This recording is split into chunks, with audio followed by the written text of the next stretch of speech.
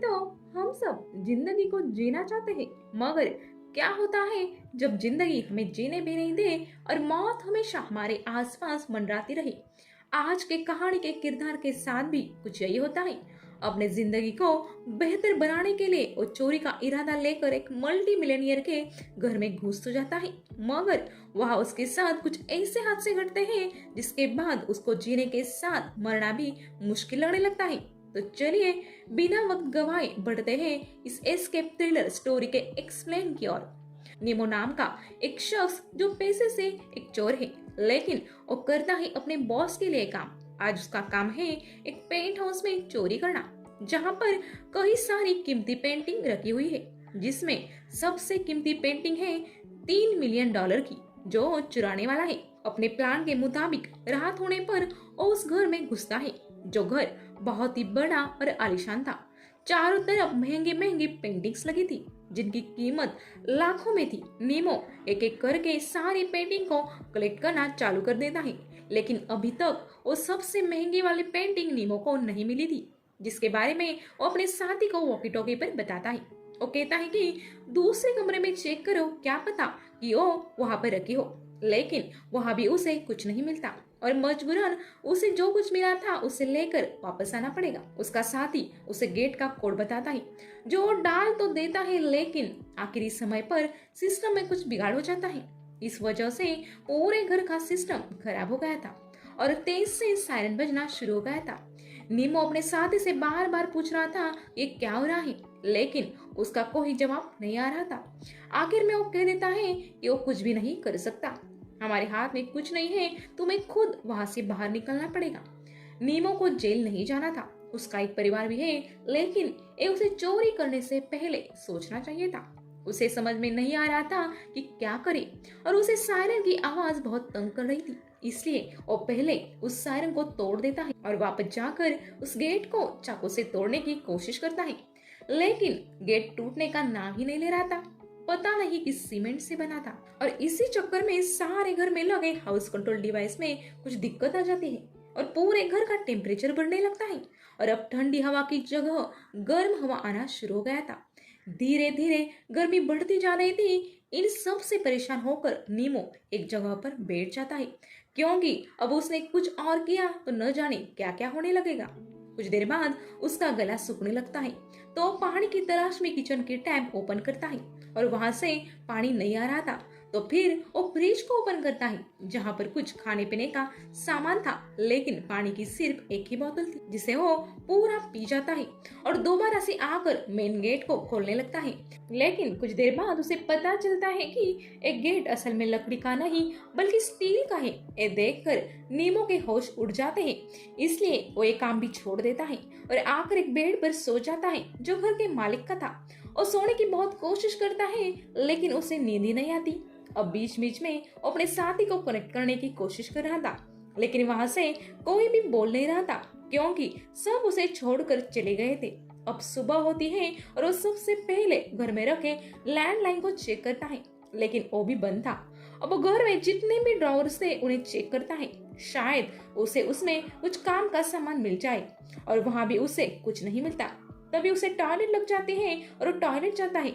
वहां जाकर उसे फेक फ्रूट्स मिल जाते हैं, जिन्हें वो विंडो पर फेंक कर मारता है, लेकिन उससे भी कुछ फायदा नहीं होता, क्योंकि पूरा घर साउंड और बुलेट प्रूफ था, जिसके अंदर नीमो अब अटक चुका था। इसी दौरान उसे जोर की प्यास लग जाती है, लेकिन कल जो पानी उसे मिला था वो तो वो पूरा पी गया था, यानी कि अब उसके पास पीने को कुछ नहीं है। वो स्विमिंग पूल के पास जाता है और उसके पानी को पीने का ट्राई करता है, लेकिन अगर वो पानी पीने लायक होता तो स्विमिंग पूल में क्यों होता। नीमो फौरन उसे मुंह से निकाल देता है, क्योंकि वो पानी बहुत ही कड़वा था, और अब उसे पता चलता है कि उसके शरीर से बहुत ही बदबू आ रही है। तो वो उस पानी से खुद को साफ करता है और उसके बाद वो एक्वेरियम के पानी को पीने का ट्राई करता है, लेकिन वो भी बेकार था। अब उसको गुस्सा आने लगता है और वो इरिटेट होने लगा था, लेकिन आखिर में उसके दिमाग में फ्रिज आता है, जिसमें सुबह जमे हुए बर्फ को वो बाहर निकालता है और उसे चूसने लगता है।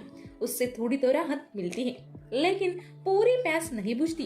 कुछ देर बाद वो सारे बर्फ पिघल जाएंगे और फिर तब नीमो क्या करेगा। अब वो घर के सारे फर्नीचर को इकट्ठा करता है क्योंकि उसके दिमाग में एक आइडिया आया था। वो घर की छत पर जाए और वहां से किसी को मदद के लिए पुकारे, लेकिन वहां तक पहुंचना इतना आसान नहीं था क्योंकि छत बहुत ही ऊंची थी। और इतना सब ट्राई करने के बाद वो एक बार फिर से जाके उसी हाउस कंट्रोल सिस्टम को चेक करता है, क्या पता शायद घर का टेम्परेचर चेंज हो जाए। लेकिन कोई फायदा नहीं था और उसे प्यास के साथ साथ भूख भी लगी थी। तो एक फूड कैन को खोलने की कोशिश करता है और उसी चक्कर में उसके हाथ पे कट भी लग जाता है, जिससे उसे काफी दर्द होता है। यह उसके दिमाग में फिर से फ्रिज आती है और उसमें बर्फ उड़ने लगता है, लेकिन अब तक सब बर्फ पिघल चुकी थी और वो फ्रिज को ही चाटने लगता है ताकि वो जो कुछ बचा कुचा बर्फ होगा वो खा सके और उसका बच चलता तो वो फ्रिज में ही बैठ सकता, लेकिन वो उसमें फिट नहीं बैठ सकता था। उसी बीच हम देखते हैं कि बाहर तेज बारिश हो रही है, लेकिन अफसोस नीमो अब ना तो बाहर जा सकता है और ना उस पानी को पी सकता है। वो बस वहीं बैठा रहता है। अब नीमो के पास करने के लिए कुछ नहीं होता, इसलिए वो पूरे घर को चेक करने लगता है कि शायद उसे कोई सीक्रेट दरवाजा मिल जाए। पर उसी दौरान उसे पानी की आवाज आती है। वो फौरन बाहर आता है और देखता है कि ये पानी तो असल में प्लांट शार से आ रहा है। वो फौरन उस पानी के पास आकर बैठ जाता है और जी भरकर उसे पी लेता है, लेकिन कुछ समय के बाद वो पानी बंद हो जाता है और उसे मजबूरन वहां से उठना पड़ता है। लेकिन वो कल फिर से इस पानी का वेट करता है और इस बार वो पानी को स्टोर भी करता है ताकि वो पीने के काम आ सके। इसके बाद उस घर का टेम्परेचर और भी ज्यादा बढ़ जाता है और वो अपने सारे कपड़े भी उतार देता है। इसके बाद जितनी बची फर्नीचर थी वो उसे इकट्ठा करने लगता है ताकि वो छत पर पहुंच सके, और इस बार ऐसा करने में वो सफल भी हो जाता है। वो छत को देखकर उसे पता चलता है कि आखिर यहाँ से कैसे बाहर निकला जा सके, लेकिन उसके लिए उसे कुछ स्क्रू ड्राइवर की जरूरत पड़ेगी। और उसी दौरान उसकी नजर घर में लगी सीसीटीवी फुटेज पर पड़ती है, जहां पर एक सीसीटीवी फुटेज आ रही थी जिसमें एक मेड बाहर झाड़ू लगा रही थी। तो नीमो फौरन कपड़े पहनकर गेट के पास पहुंच जाता है और फौरन उस लेडी को आवाज लगाता है, लेकिन दुख की बात यह है कि उसकी आवाज कोई सुन नहीं पाता क्योंकि उस लेडी ने हेडफोन लगा रखे थे और वैसे भी ये पूरा घर साउंड प्रूफ है और नीमो कितना भी चिल्लाए उसकी आवाज कोई सुनने वाला नहीं था। इसलिए वो वापस आकर हताश होकर बैठ जाता है, लेकिन तभी वो कुछ ठंडी हवाएं महसूस करता है जो कि एयर वेंटिलेशन से आ रही थी। दरअसल यहाँ पर वो देखता है कि हाउस कंट्रोल डिवाइस में अपने आप टेम्परेचर चेंज हो गया है, इसलिए वो पूरा घर ठंडा होना चालू हो गया था। अब नीमो सबसे पहले ठंडी हवाओं को जी भर के महसूस करता है और आराम से पूल में नहाता है। इतना टाइम बिताने के बाद नीमो को अभी यहाँ रहना अच्छा लगने लगा था क्योंकि उसे शायद एक पता चल गया था कि अब वो यहाँ से बाहर नहीं निकल सकता, पर फिर भी वो कोशिश करना नहीं छोड़ता। वो प्लांट शार्क से इकट्ठा किए हुए पानी को पीता है और ब्रेकफास्ट करता है, थोड़ा सा डांस भी करता है, जिसके बाद वो उस मिलियनेयर के अलमीरा से उसके कपड़े पहन लेता है। और अगले सीन में हम देखते हैं कि वो ग्लास के जार को तोड़ देता है और उसके दो बड़े बड़े टुकड़ों को एक कपड़े में बांध कर खुद के लिए एक चश्मा बनाता है। इसे पहनकर फिर छत के करीब जाता है और उसे तोड़ने लगता है जिससे उसकी आंखों में कुछ चला ना जाए। वो बड़े ही देर तक उस छत को तोड़ने की कोशिश करता है, लेकिन कोई फर्क नहीं पड़ता। तब उसके पास के सीलिंग को तोड़ना शुरू करता है, लेकिन वो भी बहुत ज्यादा मजबूत थी, इसलिए वो थक कर नीचे आ जाता है। एक मिलीनियर का घर था तो सिक्योरिटी तो जबरदस्त होगी ही, है ना दोस्तों। अब इन सब से थक कर वो अपने लिए कॉफी और पास्ता बनाता है। अब आप सोच रहे होंगे कि ओ ये सब बना सकता है, खाने में तो दिक्कत क्या है। दोस्तों, नीमो पानी में पास्ता बना रहा था और ठंडे पानी में कॉफी बना रहा था। उसके बाद वो टीवी के सामने बैठ जाता है और सीसीटीवी में लोगों को आते जाते देखता रहता है। अब उसे यहाँ सब अच्छा लग रहा था क्योंकि यहाँ पर उसके अलावा और कोई नहीं था और उसका जो मन कर रहा था वो वही सब कर रहा था। और आपने गौर किया होगा कि वो पहले जैसा नहीं रहा था, उसकी दिमागी हालत बिगड़ने लगी थी। और ऐसा तब होता है जब आपने काफी दिनों से किसी से बात नहीं की हो और ना ही किसी को देखा हो। और यहाँ नीमो का भी कुछ ऐसा ही हाल हो चुका था। धीरे धीरे अब टेम्परेचर और कम हो रहा था और थोड़ी ही देर में यहाँ पर बर्फ जमा होने जितनी ठंड हवा आने वाली थी और ये नीमो के लिए मुसीबत बनने वाली थी। नीमो एक बार फिर से ऊपर चढ़ता है और फिर छत को तोड़ने लगता है। इस बार वो सीलिंग को नहीं बल्कि उसके आसपास की जगह को तोड़ता है। जो कुछ ही देर में काफी टूट भी जाती है। लेकिन अब ठंड बढ़ने की वजह से उस डिवाइस के पास जाता है, उसे ठीक करने की कोशिश भी करता है, लेकिन उसे कुछ भी समझ में नहीं आ रहा था कि ये डिवाइस काम कैसे करता है। और वो फिर से ऊपर चढ़ता है और इस बार उसने सीलिंग के आसपास की जगहों को तोड़ दिया था। तब वो देखता है कि उसके नीचे एक लोहे की परत लगी है जो स्क्रू से टाइट की गई है, जिसे तोड़ पाना असंभव है। इसलिए उदास होकर फिर से वो नीचे आ जाता है और चुपचाप बैठ जाता है। तभी उसकी नजर बाहर बैठे एक कबूतर पर पड़ती है, जो उसकी ही तरह मजबूर थी, क्योंकि उसके पंखों पर चोट लगी थी और वो उड़ नहीं पा रही थी। लेकिन नीमो को ये बात पता नहीं होती। वो कबूतर से बात करता है और कहता है कि तुम जाकर मेरे भाई से कहो कि मुझे यहाँ से बाहर निकाले। मैं यहाँ पर फंसा हूँ और मेरी तबीयत भी ठीक नहीं है। अब नीमो के पास करने के लिए कुछ भी नहीं था। उसने सारी चीजें कर ली थी। अब उसकी बॉडी के साथ साथ उसका दिमाग भी थक चुका था और हार मानने लगा था। इसलिए वो इस घर में लगी जितनी भी महंगी महंगी पेंटिंग थी जिसे वो चुराने के लिए वहां पर आया था, उन्हें वो तोड़ने लगता है और कुछ देर तक वो ऐसा ही करता रहता है। उसके बाद वो मिलीना के वॉर्डरूम में जाता है। वहां उसे सूट दिखते हैं और उसके पीछे एक सीक्रेट डोर दिखता है। वो सारे कपड़े हटा कर देखता है तो वहां पर एक रास्ता था। अब वो धीरे धीरे अंदर जाना शुरू करता है और वहां पर उसे कुछ ऐसा दिखता है जिससे देखकर उसके होश उड़ जाते हैं। दरअसल वहां पर एक बूढ़े आदमी की लाश पड़ी हुई थी, लेकिन जब वो उसके करीब जाता है तो देखता है कि वो असल में एक डमी था। उसे हटाने पर उसे उसके नीचे कुछ पेपर मिलते हैं। वो हिस्ट्री से रिलेटेड थे, जिसमें लिखा था कि मैरिज, हेल एंड हेवन। नीमो उसे पढ़ता है, लेकिन उसे कुछ भी समझ में नहीं आता। इसके बाद वहां लगी पेंटिंग भी दिखाई देती है। ये वही पेंटिंग थी जिसे लेने के लिए वो यहाँ पर आया था, यानी कि वो $3 मिलियन वाली पेंटिंग। और यहाँ पर उसे उस ओनर की पेंटिंग भी मिलती है और वो डमी भी उसी ओनर का था जिसका एक घर था। नीमो को भी यही लगता है कि शायद वो यही मारा जाएगा।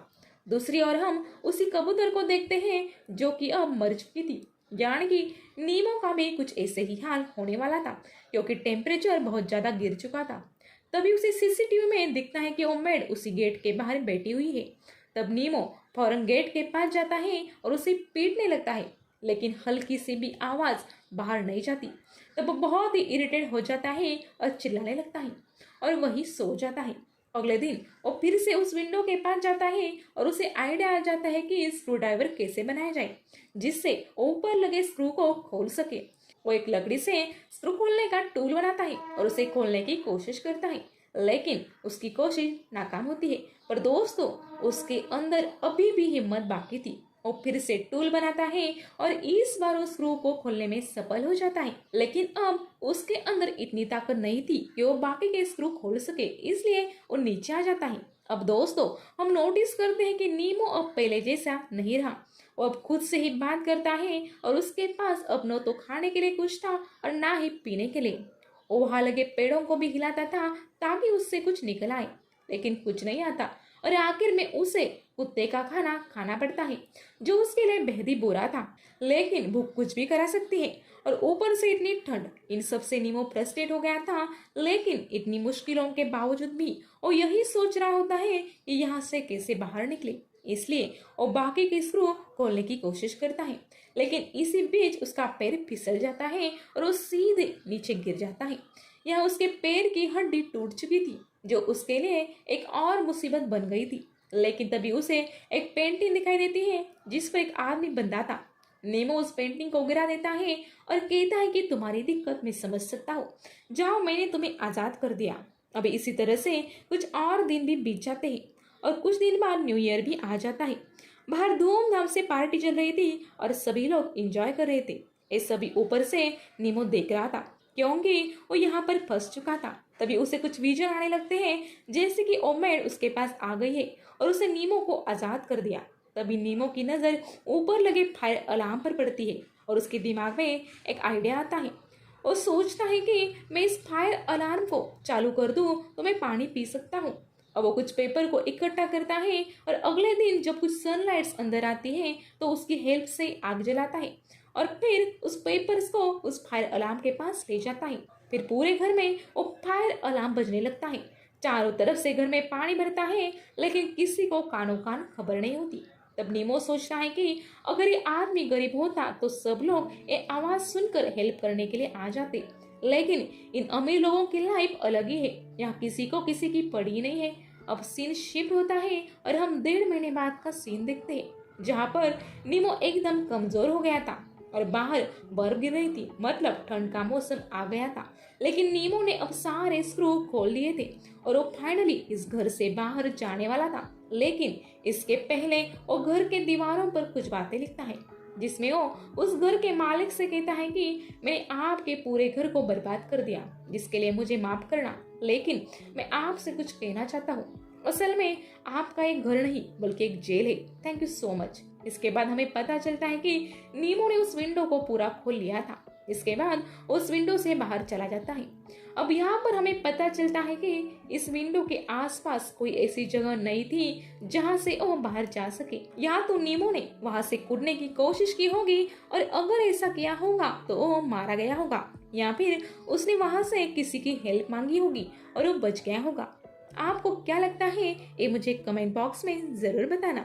मिलती हूँ अगली वीडियो के साथ, तब तक के लिए गुड बाय।